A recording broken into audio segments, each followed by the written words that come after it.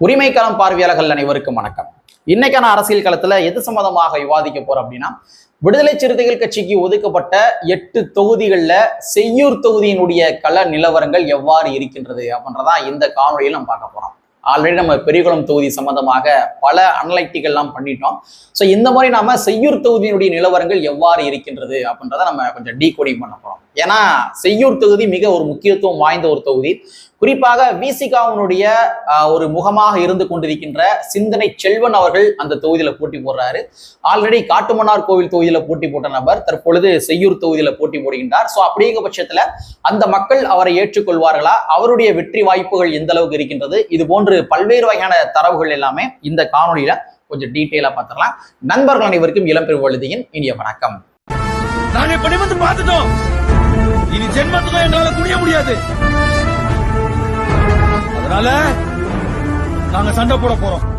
வீடியோக்குள்ள போறதுக்கு முன்னாடி நம்ம நேயர்கள்ட்ட ஒரு கேள்வி கேட்டுருவோம். உங்களுடைய பதில்களை நீங்க கமெண்ட் பாக்ஸ்ல கமெண்டா வந்து போட்டுருங்க. செய்யூர் தொகுதியில போட்டி போடுகின்ற சிந்தனை செல்வன் அவர்கள் எத்தனை வாக்கு வித்தியாசத்தில் வெற்றி பெறுவதற்கான வாய்ப்புகள் இருக்கின்றது அப்படின்றத நீங்க கமெண்ட் பாக்ஸ்ல கமெண்டா போட்டுருங்க. உங்களுக்கு ஏதேனும் தனிப்பட்ட கருத்துக்கள் இருந்தாலும் கூட நீங்க கமெண்ட் பாக்ஸ்ல கமெண்டா வந்து போட்டுருங்க. சரிங்களா?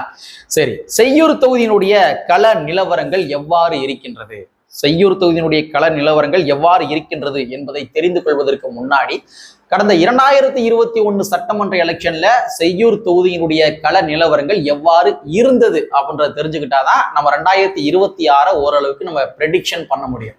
ஸோ அதனால 2021 செய்யூர் தொகுதியினுடைய கள நிலவரங்கள் எவ்வாறு இருந்தது அப்படின்றத பார்த்துருவோம். கடந்த 2021 செய்யூர் தொகுதி யாருக்கு ஒதுக்கப்பட்ட தொகுதினா, விடுதலை சிறுத்தைகள் கட்சிக்கு ஒதுக்கப்பட்ட தொகுதி. ஸோ 2021 விசிகா தான் போட்டி போட்டாங்க.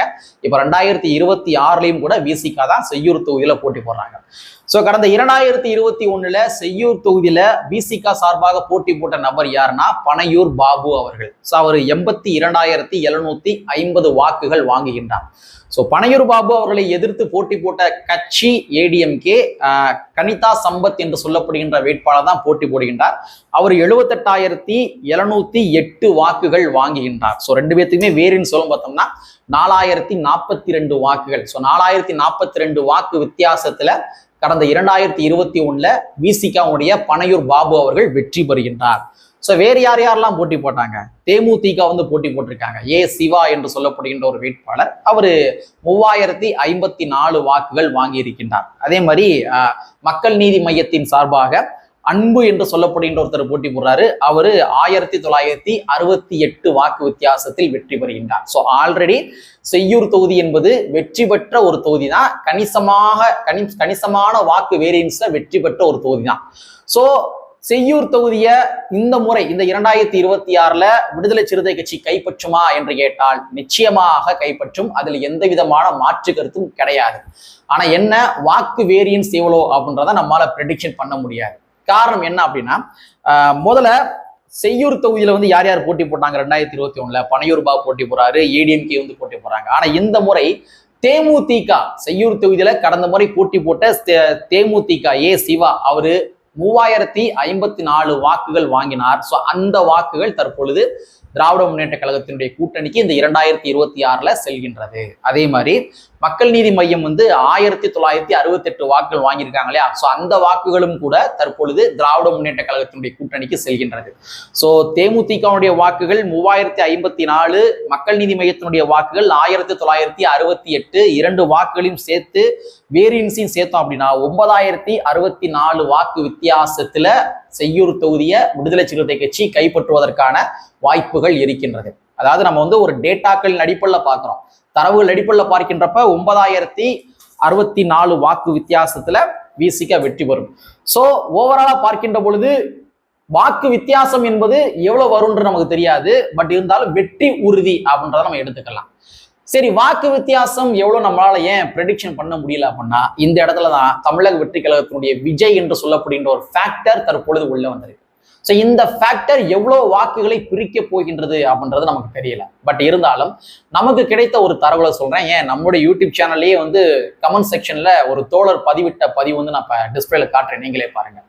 பெரியகுளம் தொகுதியை சார்ந்த தோழர் புழுக்க, அவரு தொண்டர் புழுக்க, அவர் என்ன பதிவு போட்டிருக்காரு அப்படின்னா, நான் இந்த முறை விசில் சின்னத்துக்கு தான் வாக்களிக்கலாம் நினைச்சுக்கிருந்தேன். ஆனா பானை சின்னம் எங்க தொகுதியில போட்டி போடுறதுனால நான் பானை சின்னத்துக்கு தான் வாக்களிக்க போறேன் அப்படின்ற மாதிரி அந்த தோழர் கமெண்ட் பாக்ஸ்ல கமெண்டா போட்டிருக்காரு. ஸோ மற்ற தொகுதிகளில் எப்படின்னு தெரியல, விசிகா போட்டியிடுகின்ற தொகுதிகளில் விசிகாவுடைய வாக்குகள் ஒருபோதும் சிதறவே சிதறாது. அந்த கூட்டணி இருக்கு இல்லையா, அந்த கூட்டணியுடைய வாக்குகள், அந்த கூட்டணியுடைய வாக்குகள் அந்த 8 தொகுதிகளில் ஒருபோதும் சிதறவே சிதறாது. அதற்கு ஆகச்சிறந்த உதாரணம் தான் இப்ப நான் காட்டின டிஸ்பிளே காட்டின அந்த ஒரு ஸ்கிரீன்ஷாட். ஸோ ஆக மொத்தத்தில் விஜயுடைய வருகையின் மூலமாக இந்த செய்யூர் தொகுதியில விசிகாவுடைய வெற்றிகள் பாதிப்பு அடையுமா என்று கேட்டால் பாதிப்பு அடையும், அதுல மாற்றுக்கிறது கிடையாது. பட் இருந்தாலும் எவ்வளவு பாதிப்பு அடைந்தாலும் குறைந்தபட்ச வாக்கு வித்தியாசத்திலும் கூட விசிகா வெற்றி பெறுவது என்பது உறுதியான ஒரு விடயம். இதை நான் பகிரங்கமே பதிவு பண்றேன். சும்மா இல்லைங்க அதெல்லாம் கிடையாதுங்க, விஜய் வரனால தோத்துருவாருங்க, இல்லைங்க விஜய் வந்தாலும் பெருவாரியான வாக்கு வித்தியாசத்துல வெற்றி பெற்றுவாங்க அப்படின்ற மாதிரி ஒரு இருமாப்போட சொல்ல விரும்பல. விஜய் வருகையின் மூலமாக வாக்குகள் சிதறுமா என்று கேட்டால் நிச்சயமாக சிதறும். ஆனால் மற்ற தொகுதிகளில் சிதறுகின்ற அளவிற்கு இந்த 8 தொகுதிகளில் குறிப்பா செய்யூர் தொகுதியில வாக்குகள் சிதறாது அப்படின்றதான் என்னுடைய பார்வையாக இருக்கின்றது. மக்களுடைய பார்வையாகவும் கூட அதுதான் இருக்குது. சரிங்களா? சரி, சிந்தனை செல்வன் அவர்கள் கடந்த 2021 காட்டுமன்னார் கோவில் தொகுதியில போட்டி போட்டாரு. தற்பொழுது அவரு செய்யூர் தொகுதியில போட்டி போடுவாரு. ஸோ இந்த நிலைமையில மக்கள் ஏற்றுக்கொள்வார்களா? ஆல்ரெடி நம்ம வேட்பாளர் பனையூர் பாபு இருந்தாரு. அப்ப இப்ப சிந்தனை செல்வன் போட்டி போடுறாரு. பட் இருந்தால் மக்கள் ஏற்றுக்கொள்வார்களா என்று கேட்டால் நிச்சயமாக மக்கள் ஏற்றுக்கொள்வார்கள். காரணம் என்ன அப்படின்னு பார்த்தோம்னா, ஃபேஸ் வேல்யூஷன் ஒன்று இருக்கு இல்லையா, அந்த ஃபேஸ் வேல்யூஷனுக்காகவே இங்க சிந்தனை செல்வன் அவர்களை நிச்சயமாக இங்க இருக்கிற தொண்டர்கள், அங்க இருக்கிற மக்கள் ஏற்றுக்கொள்வார்கள். ஏன்னா சிந்தனை செல்வன் அவர்கள் ஒரு ஆகச்சிறந்த ஒரு பேச்சாளர். இப்ப ஒண்ணும் இல்லைங்க, ஒரு சட்டமன்ற உறுப்பினராக ஆவதற்கு என்ன தகுதி வேணும்னு நினைக்கிறீங்க? என்ன தகுதி வேணும்? பேசணும், அவ்வளவுதான். மக்கள் பிரச்சனையை போய் சட்டமன்றத்துல பேசணும், அதானே. நீங்க சமீபத்துல கூட ஒரு வீடியோ நான் பார்த்தேன். அதிமுகவுடைய ஒரு வேட்பாளர், ஒரு பெண் வேட்பாளர், அவங்க வெற்றி பெற்றாங்க. ஏதோ பதவி ஏற்பு நிகழ்ச்சி முழுக்க. அதுல அந்த அந்த முன்மொழிகின்ற நபர் இருப்பாங்க இல்லையா, அவங்க முன்மொழிகின்றாங்க அரசியலமைப்பு சட்டத்தின் பால் அப்படின்னு சொல்றாங்க. அரசியலமைப்பு பால் அப்படின்னு சொல்லி இந்த அம்மா உளர்றாங்க. அதிமுகவுடைய வெற்றி பெற்ற ஒரு நபர் இந்த சைடு முன்மொழிகின்ற நபர்கள் ஒவ்வொரு வார்த்தைகளா சொல்றாங்க. அந்த வார்த்தைகள் என்னவென்று கூட, அந்த ப்ரொனவுன்சியேஷன் கூட அந்த வேட்பாளருக்கு தெரியவில்லை, அந்த வெற்றி பெற்ற கேண்டிடேட்டுக்கு தெரியவில்லை. அப்ப இந்த மாதிரி இருக்கிற கேண்டிடேட் எப்படி சட்டமன்றத்துல போய் மக்களுடைய பிரச்சனை பேசுவாங்க? அப்ப ஒரு வேட்பாளருக்கு ஒரு ஆகச்சிறந்த தகுதி என்னன்னு பார்த்தோம்னா, ஒண்ணு மக்கள் பணி ஆல்ரெடி செய்திருக்க வேண்டும். அது சிந்தனை செல்வன் அவர்களை பொறுத்த வரைக்கும் அதை நம்ம குறையே சொல்ல முடியாது. அந்த அளவுக்கு அவர் களப்பணி ஆற்றிய நபர், சட்டமன்றத்துல மக்களுடைய குரலாக ஒலித்த ஒரு நபர், அதுல மாற்றுக்கிறது கிடையாது. அதே வேளையில இந்த பேச்சாளர் தற்பொழுது இந்த செய்யூர் தொகுதியிலும் போட்டி போறனால அவருடைய பேச்சு சம்பந்தமாக எந்தவித குறையும் கூற முடியாது. அப்ப ஆக மொத்தத்துல மக்கள் நம்முடைய குறையை சட்டமன்றத்தில் இவர் பேசுவார் என்பதில் மாற்றுக்கிறது கிடையாது என்று முழு மனதோட சிந்தனை செல்வன் அவர்களை நம்புறாங்க. நம்ம அதை நம்ம எப்படி எடுத்துக்கலாம். ஸோ இதுல எந்த விதமான மாற்று கருத்தும் இருக்க முடியாது. ரெண்டாவது, சிந்தனை செல்வன் அவர்கள் அவர் சட்டமன்றத்துல முன்வைக்கின்ற ஒவ்வொரு கோரிக்கைகளும் ஒவ்வொரு பேச்சுகளும் மிக முக்கியத்துவம் வாய்ந்த ஒரு பேச்சுகள். ஒரு சில உதாரணங்கள் மட்டும் சொல்றேன். அவர் காவல்துறை அதிகாரிகளுக்கு நிறைய பேசியிருக்காரு. ஆர்டர்லி அப்படின்னு சொல்லி ஒரு முறை இருக்குது. உயர் அதிகாரிகளுடைய வீடுகளில் போய் இந்த காவல்துறை என்ன பண்ணணும்னா, அந்த லோ லெவல்ல இருக்கிற அந்த போஸ்டிங்ல இருக்கிற காவல்துறை அதிகாரிகள் போய் அங்க வேலை பார்ப்பாங்க, வண்டி ஓட்டுறது, சின்ன சின்ன வேலைகள் பார்க்கின்றது. ஸோ இந்த மாதிரி ஒரு ஆர்டர்லி முறை இருந்துச்சு. ஸோ இந்த ஆர்டர்லி முறை ஒழிக்கணும் அப்படின்ற மாதிரி பேசிய ஒரு நபர் யாருன்னு பார்த்தோம்னா சிந்தனை செல்வன் அவர்கள் சட்டமன்றத்துல பேசியிருக்காரு. அதே மாதிரி காவல்துறை அதிகாரிகளுக்கு என்று சங்கம் வைத்துக் கொள்ள வேண்டும். கேரளால எப்படி வச்சிருக்காங்களோ அதே மாதிரி இங்க தமிழ்நாட்டிலையும் காவல்துறை அதிகாரிகளுக்கு என்று சங்கம் வைத்துக் கொள்ள வேண்டும் அப்படின்ற மாதிரி ஒரு கோரிக்கை வைத்திருக்கின்றார் சிந்தனை செல்வன் அவர்கள். இது ஆல்ரெடி விசிகாவுடைய நிறுவனர் அண்ணன் திருமாவுடைய கோரிக்கை. அவர் 90s காலகட்டங்கள்ல அந்த தேர்தலுக்கு உள்ள வந்த அந்த காலகட்டங்கள்ல அது முன்மொழிந்த ஒரு கோரிக்கை. காவல்துறை அதிகாரிகளுக்காகவே பல போராட்டங்கள் நடந்திருக்கிறாரு. அவர்களுக்கும் விடுப்பு வேணும், அவங்களுக்கும் சங்கத்துக்கு வச்சுக்கிறணும், சங்கம் வைத்துக்கொள்ள அனுமதி வழங்க வேண்டும் மாதிரி பேசியிருக்காரு.